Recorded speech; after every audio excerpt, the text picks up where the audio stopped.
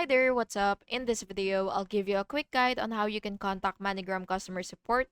So before starting, make sure that you have your account details or transfer reference number ready, and this will help you get assistance quickly and solve any issues efficiently. So once you're here, what you will have to do is click help, which is right here, and just wait for it to load. And now you will either search for the support or contact us section. So just go ahead and click that. And then what you will do is you will choose the type of support that you need. So for example, technical issue, report fraud, or compliant general questions or feedback. So it really depends on you. And now what you will have to do is you will fill out your contact information, your first name, last name, and then your mobile number or email. So it really depends on you. Just make sure that all of the information that you've entered are all correct.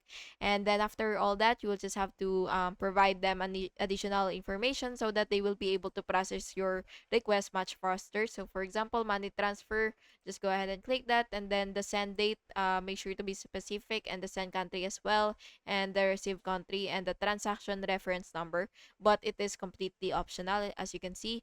And for this, you will just have to clearly describe your issue, and make sure that your title is really specific so that they will be able to actually process your request more properly and quickly. And yeah, that's basically how you do it. And I hope you found this video helpful.